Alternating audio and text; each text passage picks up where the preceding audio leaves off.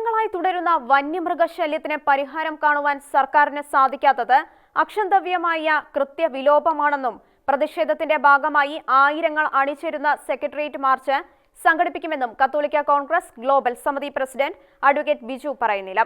ഇതിന്റെ ആദ്യഘട്ടമായി 5 ലക്ഷം പേരിൽ നിന്നും ഒപ്പ് ശേഖരിച്ച് സർക്കാരിന് ഭീമഹർജി സമർപ്പിക്കുമെന്നും സീറോ മലബാർ സഭ ആസ്ഥാനത്ത് ചേർന്ന കത്തോലിക്ക കോൺഗ്രസ് ഗ്ലോബൽ സമിതി വർക്കിംഗ് കമ്മിറ്റിക്ക് ശേഷം അദ്ദേഹം ഷെക്കിന ന്യൂസിനോട് വ്യക്തമാക്കി.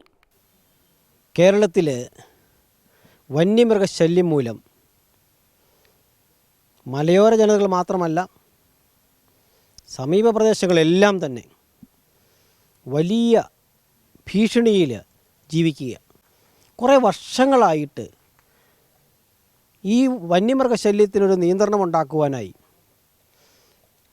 സർക്കാരിൽ നിന്നും ക്രിയാത്മകമായ നടപടി വേണമെന്നാവശ്യപ്പെട്ടുകൊണ്ട് പല സമരങ്ങളും നിവേദനങ്ങളും എല്ലാം കൊടുത്തിട്ടും ഇച്ഛാശക്തിയോടുകൂടി ജനങ്ങളുടെ പ്രശ്നങ്ങൾക്ക് പരിഹാരമുണ്ടാകണമെന്നുള്ള ഒരു തീരുമാനത്തിലേക്ക് എത്തുവാൻ സർക്കാരുകൾക്ക് സാധിക്കുന്നില്ല എന്നത് അക്ഷന്തവ്യമായ ഒരു കൃത്യവിലോപമായി കത്തോലിക്ക കോൺഗ്രസ് കാണുകയാണ്. ഈ വിഷയത്തിന് ശാശ്വത പരിഹാരം ആവശ്യപ്പെട്ടുകൊണ്ട് 5 ലക്ഷം പേരിൽ നിന്ന് ഒപ്പ് ശേഖരിച്ച് ഭീമഹർജി സർക്കാരിന് സമർപ്പിക്കുക.